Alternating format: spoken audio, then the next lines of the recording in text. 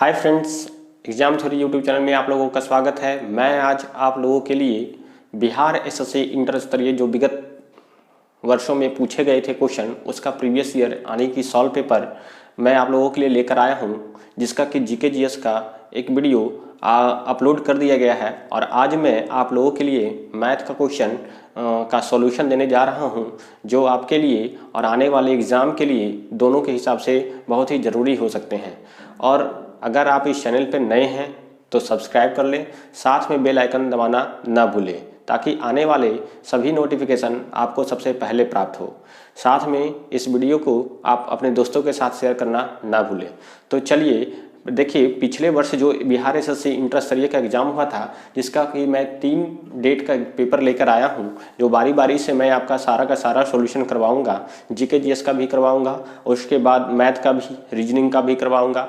तो आज मैं मैथ लेकर आया हूं आप लोगों के लिए, और यह जो है ये 29/1/2017 में जो क्वेश्चन पूछे गए थे, उसका आज मैं मैथ का सॉल्यूशन कराने जा रहा हूं, जो कि बहुत ही ज़रूरी भी है, क्योंकि हम लोगों का एक मेंस का एग्ज़ाम भी होने वाला है और साथ में नोटिफिकेशन बिहार एसएससी का जो है वो आने वाला भी है। उसके मद्देनज़र भी यह बहुत ही ज़रूरी हो जाता है। तो आज चलिए ज़्यादा समय नहीं लेते हुए हम इस वीडियो को तैयार करते हैं। लेकिन ध्यान देने वाली बात ये है कि हम ये तीनों डेट का 29/1/2017, 5/2/2017 और 9/12/2018 को जो री एग्ज़ाम हुआ था, सारा का सारा से पेपर जो है उसका सॉल्यूशन कराने जा रहे हैं। तो चलते हैं, आज हम ये पहला पेपर है जिसका कि जीके जीएस का वीडियो अपलोड कर दिया गया है। उसका जो शेष मैथ का जो क्वेश्चन बचा है, आज हम उसके लिए यह वीडियो तैयार कर रहे हैं। चलिए बढ़ते हैं हम लोग क्वेश्चन की तरफ। चलिए देखते हैं क्वेश्चन। यहाँ जो है वो कहता है कि दो संख्या x और y है, जिसका कि महत्तम समवर्तक अर्थात HCF और LCM लघुत्तम समवर्ती जो दिया हुआ है क्रमशः 4 और 48। तो x और y का कहता है x इंटू वाई का मान ज्ञात करें। तो यहाँ पर कहता है दो संख्या है x और y है। अब इसका जो है HCF वो दिया हुआ है, HCF कहता है वो 4 है, और कहता है कि LCM जो है वो कितना दिया हुआ है, तो 48 दिया हुआ है। अब इसमें से x इंटू वाई बताना है, x इंटू वाई बराबर क्या होगा। तो यहाँ पर हम लोग LCM HCF अगर आप लोगों ने पढ़ा होगा, बेशक ही पढ़ा होगा, तो यहाँ पर हम लोग सीखे थे कि पहली संख्या और दूसरी संख्या अर्थात दो संख्याओं का गुणनफल LCM इंटू HCF के बराबर होता है। तो यहाँ पर हम लोग लिख सकते हैं LCM इंटू HCF के बराबर होता है। तो यहाँ पर दो संख्या जो है वो मेरा x और y है, और इसका जो LCM है वो क्या है, तो 48 है, और HCF जो है वो दिया हुआ है कितना, 4। तो इस प्रकार से x और y का गुणनफल xy हो जाता है, और 48 और 4 का गुणनफल करेंगे 8 चक 32, 4 चक 16, 3 19, अर्थात 192 हो जाता है। इस प्रकार से इस क्वेश्चन का जो आंसर आएगा वो 192 आएगा, अर्थात ऑप्शन जो है वो इसका सही आंसर होगा। तो हम लोग देख चुके हैं यह क्वेश्चन कि बहुत ही आसान क्वेश्चन में से एक क्वेश्चन है। तो इसका आंसर जो आया वो ऑप्शन ए आया। चलिए हम लोग नेक्स्ट क्वेश्चन की तरफ बढ़ते हैं। नेक्स्ट क्वेश्चन में कहता है कि दो भिन्नों का महत्तम समवर्त अर्थात HCF और लघुत्तम समवर्त अर्थात LCM का विषय में क्या सही है। कहता है कि जो नीचे ऑप्शन है उनमें से निम्नलिखित में से कौन सा सही है। तो हम लोग ठीक इसके पहले वाले क्वेश्चन में देख रहे थे कि अगर फ्रैक्शन दिया हुआ है तो फ्रैक्शन में अगर HCF निकालना होता है तो ऊपर वाला अर्थात अंश का HCF और नीचे जो है वो LCM निकालना होता है। ऊपर HCF और नीचे जो हर बचता है उसका LCM हम लोग निकालते हैं।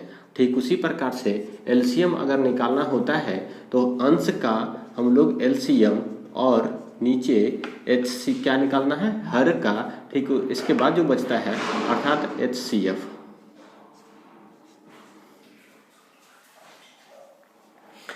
तो यहाँ पर देखते हैं कि जो ऑप्शन है वो हमारा यहाँ पे लिखा हुआ है कि HCF जो है निकालना है तो अंशों का HCF तथा हर का क्या है, LCM। तो ये सही है। और यहाँ पे HCF अंशों का HCF और हर का LCM ये भी सही है। LCM अंश का HCF और हर का LCM ये गलत हो गया, क्योंकि LCM अगर निकालना हो तो नीचे वाला ऊपर वाला का LCM और नीचे वाला का HCF निकालना होगा। ये चौथा ऑप्शन इनमें से कोई नहीं है। तो यहाँ पर जो है वो दो ऑप्शन मिल रहा है। तो यहाँ पर किसी प्रकार का गलत होगा। यहाँ पे या तो HCF होना चाहिए था, यहाँ LCM होना चाहिए था, या यहाँ LCM यहाँ HCF होगा। तो किसी भी प्रकार से ये जो कहने का मतलब है कि ऑप्शन एक, कोई भी ऑप्शन दोनों में से कोई एक ऑप्शन वो गलत लिखा हुआ है। यहाँ पर दोनों सही लिखा हुआ है, नियमतः दोनों सही है, लेकिन ऐसा दोनों सेम ऑप्शन लिख दिया गया है, इसलिए यहाँ पर HCF नहीं हो करके यहाँ पर क्या होना चाहिए था, LCM होना चाहिए था। और इस प्रकार से जो ऑप्शन जो होगा वो एक होगा, अथवा एक की जगह पे यहाँ पे LCM होता तो ये आंसर होता, अर्थात ऑप्शन ए अथवा ऑप्शन बी होता। लेकिन इसमें दोनों ऑप्शन एक जैसा ही लिख दिया है। ये एग्जाम में ऑप्शन की गलती है, जिसके कारण हुआ है। तो इस प्रकार से हम लोग को मोटा मोटी ध्यान में सिर्फ ये रखना है कि अगर किस LCM HCF में अगर HCF निकालना हो फ्रैक्शन का, तो ऊपर वाले का HCF नीचे वाले का LCM निकालते हैं, अर्थात अंश का HCF और हर का निकालते हैं LCM। और LCM निकालना हो तो अंश का LCM तथा हर का HCF निकाल के उसको हल करते हैं। तो चलिए अब हम लोग यह क्वेश्चन नेक्स्ट क्वेश्चन की तरफ बढ़ते हैं। देखिए नेक्स्ट क्वेश्चन भी LCM HCF से ही रिलेटेड क्वेश्चन दिया है। अब कहता है 48, 108 और कहता है कि 140 का क्या निकालना है, HCF निकालना है। क्या निकालना है, HCF निकालना क्या होगा, इसका HCF क्या होगा। अब ऑप्शन जो है वो दिया हुआ है 5, 7 और 4 और इधर 2। अब देखिएगा कि HCF से हमने अभी तक देखा कि एक ही पेपर में 3 क्वेश्चन मिल गए हैं, यानी कि इससे समझ में आता है कि HCF LCM HCF बहुत ही इंपॉर्टेंट चैप्टर में से एक चैप्टर है, इसे हम लोग पढ़ के जाना है, ध्यान देना है। तो यहाँ पर देखिएगा कि लेकिन क्वेश्चन जो है एकदम आसान क्वेश्चन पूछे गए हैं। ऐसा भी नहीं कि कोई ऐसा क्वेश्चन है जो आपको प्रॉब्लम में डाल सकता है, लेकिन यहाँ पर देखिए सारा का सारा क्वेश्चन आसान क्वेश्चन है। तो HCF का मतलब भी होता है हाईएस्ट कॉमन फैक्टर। तो हाईएस्ट कॉमन फैक्टर होता है तो हाईएस्ट मतलब सबसे बड़ी कॉमन संख्या निकालना है, इसका जो गुणनखंड होगा वो क्या होगा। तो इसमें जो ऑप्शन दिया हुआ है इसका अब हम लोग बाय मेथड भी बना सकते हैं, लेकिन यही हम चेक कर लेते हैं ऑप्शन से ही कि हाईएस्ट कॉमन फैक्टर तो कॉमन होना चाहिए। तो सबसे हाईएस्ट जो है इसमें ऑप्शन पे कौन है, 7। तो 7 जो है 48 का कॉमन फैक्टर है, तो नहीं 7 को कितना भी बार पढ़ लेंगे उसमें 48 नहीं आएगा, इसलिए 7 नहीं होगा। ठीक उसी प्रकार से अब जो बचेगा वो 5 है। तो 5 क्या 48 का कॉमन फैक्टर है, नहीं है, क्योंकि 5 को कितनों बार पढ़ लेते हैं, कितना बार भी पढ़ लेते हैं, तो 48 इसका मल्टीपल नहीं होगा, इसका कॉमन फैक्टर नहीं होगा। अब बचता है 4, तो 4 है तो हाँ है, क्या है 12। अब ये इसको 4 से काटेंगे तो अंतिम 2 संख्या कट रहा है, हाँ कट रहा है। तो ये जो कटेगा तो यहाँ से देखिएगा कितना हो जाएगा, 4 दूनी 8 और यहाँ से 7 चक 28, अर्थात इसके जो 27 बार में कटेगा। और ये जो है वो कितना बार में, 4 तिया 12 और 5 चक 20, अर्थात इसका जो कॉमन फैक्टर है वो यहाँ से आए। तो कहने का मतलब कि 4 एक हाईएस्ट नंबर भी है दिए गए ऑप्शन के अनुसार, और ये कॉमन फैक्टर भी है, इसलिए इस जो क्वेश्चन का जो आंसर होगा वो सही आंसर क्या होगा, वो 4 होगा। इस प्रकार से भी हम लोग HCF निकाल सकते हैं। यहाँ से भी हम लोग निकाल सकते हैं। 48 है, 108 है, तो 2 बार में लिखा देते हैं। तो यहाँ से 8 दूनी 16, 4 दूनी 8 1 9 या 18 18 8 में से 6 गया 2। अब यहाँ से 10 10 1 आएगा, यहाँ पे आया कितना 48, तो यहाँ से 4 बार में क्या आया 48। अब यहाँ से कट गया तो ये दोनों संख्या का जो HCF आया वो 12 आया। अब 12 है तो 12 के बाद 140 है। अब यहाँ से करेंगे तो 12 से कटे, 12 से एक बार में 12, तो यहाँ जो आएगा वो कितना आएगा, तो 2 0, फिर एक बार में फिर आ जाएगा 12, ये आया 8 का रिमाइंडर यहाँ से करेंगे 12, तो एक बार में 8, ये 4, फिर आएगा 8, ये आएगा 2 बार में 8, इसलिए यहाँ से कटेगा। तो इस प्रकार से हम लोग कह सकते हैं कि यह जो विधिवत अगर निकालते हैं, नियमतः निकालते हैं, तो इसका जो HCF आएगा वो 4 आएगा। तो हम लोग इसमें समय ज़्यादा दे देंगे, इसलिए समय बचाने के लिए हम लोग इस तरीके से भी इसको हल कर सकते हैं, और इस प्रकार से इसका जो आंसर आएगा वो 4 ही आएगा। दोनों तरीके से विधि आपका कोई भी हो, लेकिन आंसर हमेशा सेम आता है। तो इसलिए हम लोग आसानी वे में इसी को हम लोग फॉलो करेंगे, और इस प्रकार से इसका आंसर जो बताएंगे वो क्या होगा, वो 4 सही आंसर होगा।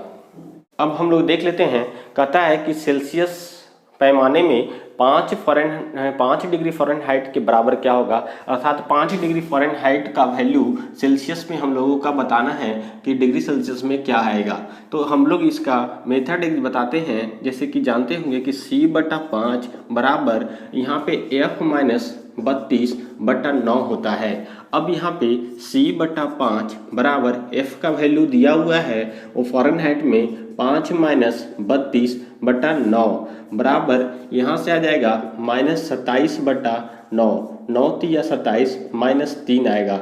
अब यहाँ से C बराबर 5 जाके मल्टीप्लाई होगा 3 × 5 -3 × 5 अर्थात -15 आएगा। अर्थात इसका जो होगा वो -15 डिग्री सेल्सियस के बराबर होगा, जिसका कि ऑप्शन डी में इसका सही आंसर दिया हुआ है। अर्थात इसका जो आंसर होगा वो ऑप्शन डी सही होगा। तो इसके लिए हम लोगों को यह जो दिया हुआ एक समीकरण है उसको हम लोगों को ध्यान में रखना होगा। सेल्सियस को फ़ारेनहाइट में बदलने के लिए अथवा फ़ारेनहाइट को सेल्सियस में बदलने के लिए हम लोग इसका प्रयोग कर सकते हैं। नेक्स्ट क्वेश्चन देखते हैं। कहता है 20 पुस्तकों का क्रय मूल्य x पुस्तकों के विक्रय मूल्य के बराबर है। तो देखिएगा 20 वस्तु का जो 20 वस्तु है उसका जो दिया हुआ है CP, कहता है x वस्तु के कहता है कि SP के बराबर है।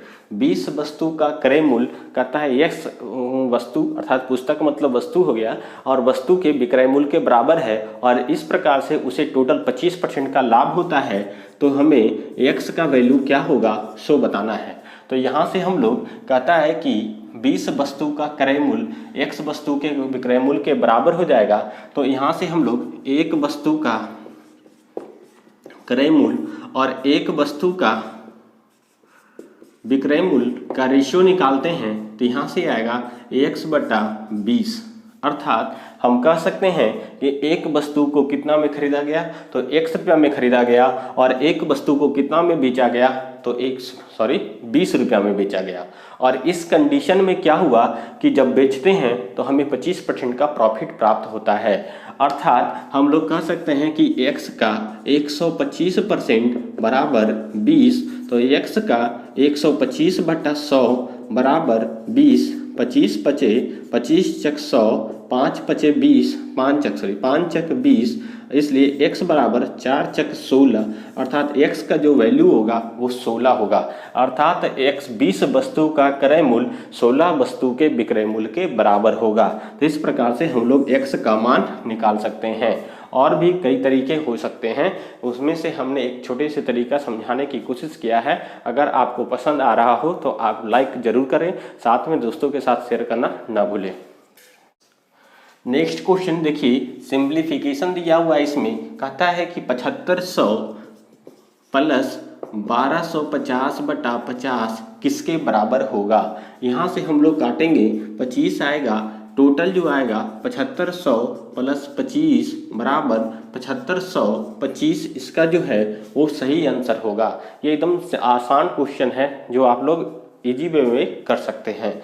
चलिए नेक्स्ट क्वेश्चन कहता है कि 12 पे पावर 1/2 है, तो इसका सरलीकरण करें, सरल करके लिखे कि इसका वैल्यू क्या होगा। सिंप्लीफिकेशन करना है तो हम लोग जानते हैं कि किसी भी संख्या के ऊपर अगर 1/2 है तो इसका वैल्यू क्या हो सकता है तो √x के बराबर हो सकता है। अर्थात 1/2 अगर पावर में है तो ये जो है वो रूट ले लेता है, अर्थात ये रूट के बराबर होता है। अब इसको हम लोग √12 लिख सकते हैं। इस प्रकार से √12 का जब सिंप्लीफिकेशन करेंगे तो 2 दूनी 4, 4 तिया 12, अर्थात अंदर 2 है, यहाँ पर छिपा हुआ 2 रहता है, इसलिए 2 बाहर निकलेगा। अब यहाँ √3 बचेगा, यानी कि इसका सिंप्लीफिकेशन 2√3 होगा। ये बहुत ही आसान है, आप लोग भी इसे आसानी से बना सकते थे, फिर भी हमने समझाया है। अगर आपको पसंद आया हो तो आप हमें कमेंट करके ज़रूर बताएं। देखिए नेक्स्ट क्वेश्चन कहता है कि एक संख्या जिसकी 7 गुने में 15 माइनस कर दिया जाए और उसी संख्या में दुगने करके 10 जोड़ दिया जाए तो संख्या बराबर प्राप्त होता है, तो वह संख्या क्या है तो हमें बताना है। तो देखिए कहता है, जिस तरह से कह रहा है पहले मैं उसी तरीके से लिख रहा हूँ। किसी संख्या में 7 से मल्टीप्लाई कर दिया जाए और उसमें 15 माइनस कर दिया जाए, फिर उसके बाद कहता है कि उसी संख्या में 2 से गुना कर दिया जाए और 10 उसमें अधिक कर दिया जाए तो संख्या आपस में बराबर हो जाते हैं।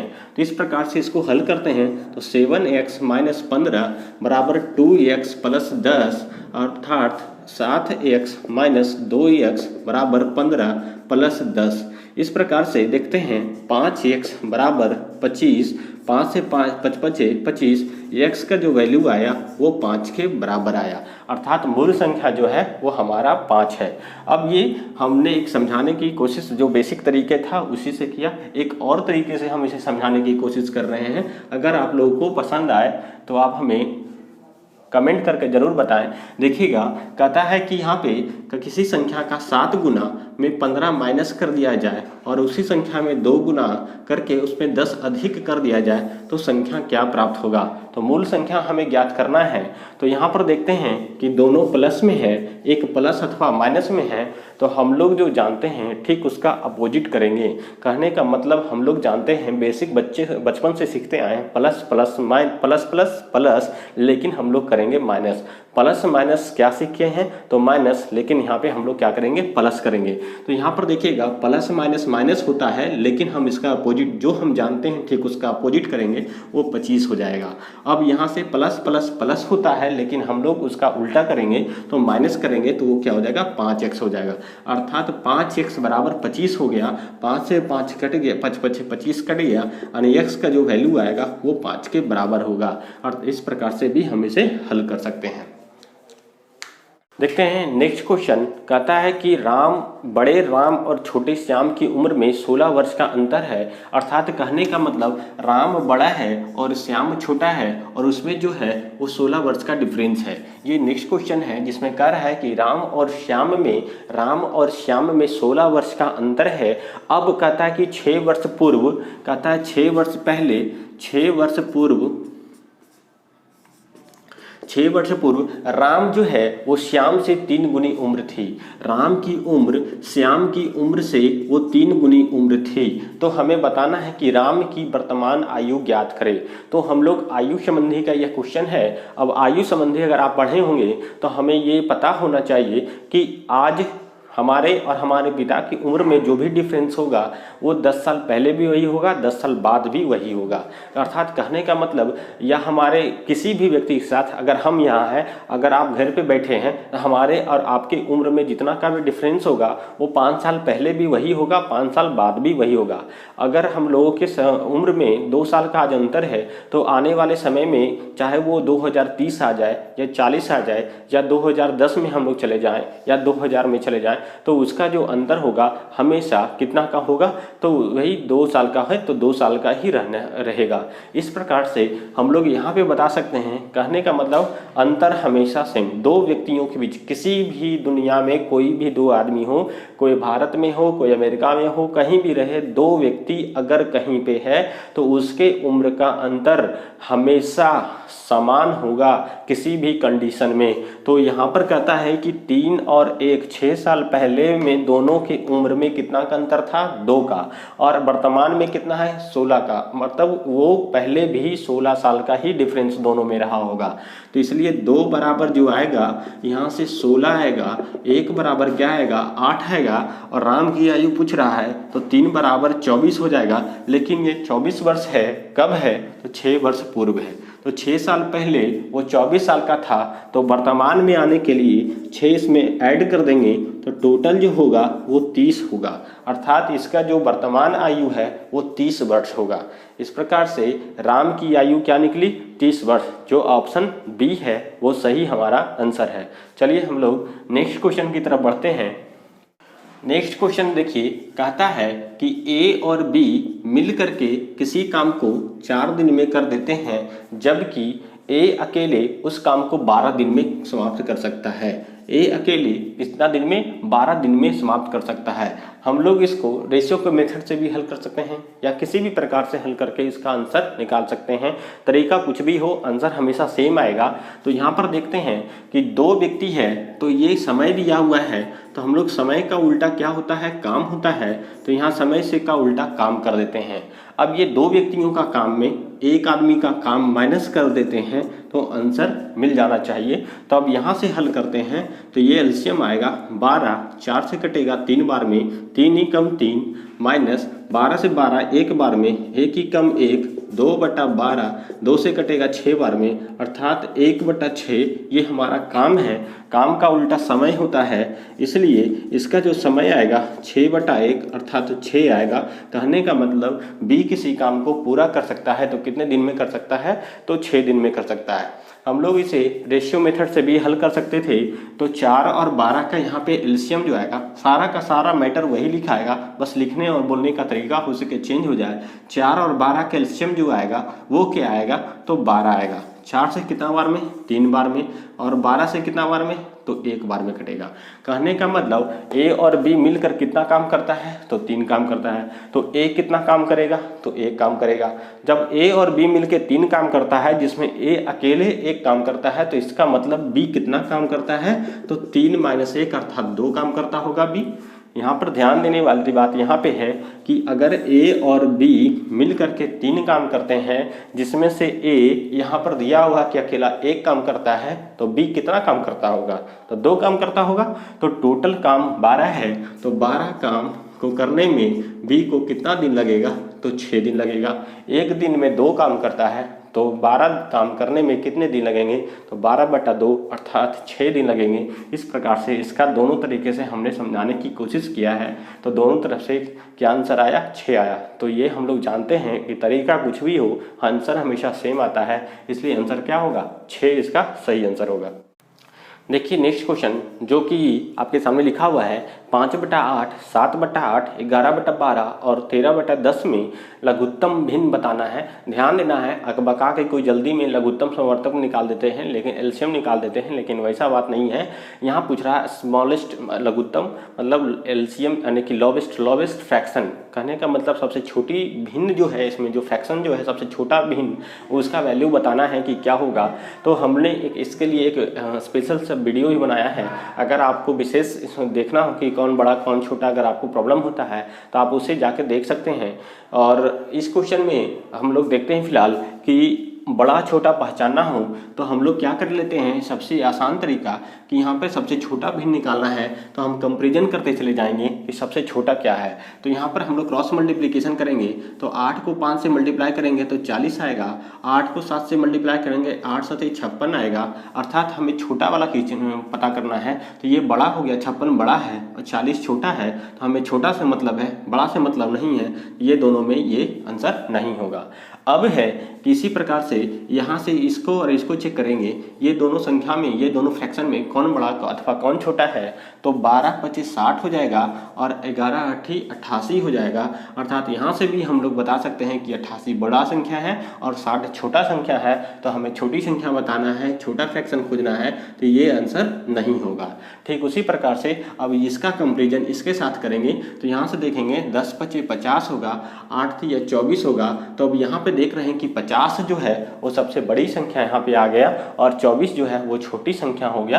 अर्थात कहने का मतलब ये दोनों में सबसे छोटा जो है वो कौन है, वो 3/10 है। इसलिए ये आंसर नहीं हो करके आंसर क्या होगा, 3/10 इसका सही आंसर होगा। और ऑप्शन जो है वो देखेगा ऑप्शन नंबर डी जो इसका सही आंसर होगा। इस प्रकार से हम लोग छोटी संख्या बड़ी संख्या निकाल सकते हैं। अगर आपको विशेष सीखना हो तो हमने पहले भी कहा है कि मैंने एक छोटा सा वीडियो इसका बनाकर हमने डाला है, तो आप उसे जा कर के देख सकते हैं। अगर आपको यह वीडियो पसंद आया है तो लाइक करें, साथ में दोस्तों के साथ शेयर करना ना भूलें। अगर आप इस वीडियो का PDF प्राप्त करना चाहते हैं तो आप हमें इंस्टाग्राम, टेलीग्राम, फेसबुक पे जाके फॉलो कर सकते हैं, जिसका कि लिंक नीचे डिस्क्रिप्शन बॉक्स में दिया हुआ है। तो ठीक है, आज के लिए इतना ही, धन्यवाद।